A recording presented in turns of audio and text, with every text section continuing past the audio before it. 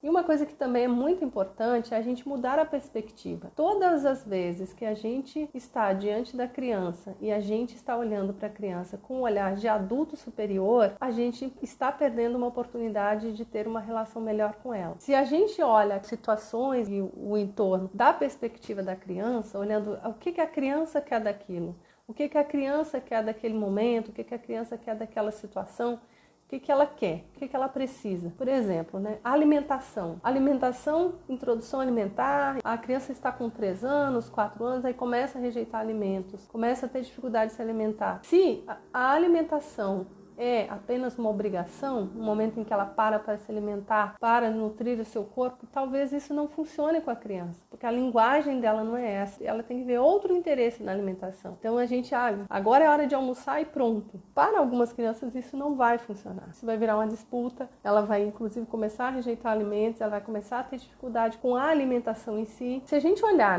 para a criança, o que é a alimentação? O que é a hora do almoço? Pode ser a hora dela descobrir um alimento novo, pode ser a hora de ela brincar com os alimentos. Claro, a gente não vai fazer da hora do almoço um momento, a gente vai ter que colocar no dia a dia da criança as noções sobre o que representa aquilo. Mas não impor nada, porque a gente olhar da perspectiva dela, a gente vai ver que almoçar pode ser um momento de descoberta de novos alimentos, combinações de alimentos. Então, a gente passa a olhar aquilo do olhar da criança e não o olhar nosso. Qual que é o nosso olhar? A criança precisa se alimentar porque ela não pode ficar doente. Se a gente falar isso para ela, primeiro que ela não tem a noção o que é ficar doente, qual que é a relação entre não se alimentar e ficar com gripe. É muito complexo para a criança entender. Então a gente olhar da perspectiva dela vai ficar muito mais simples.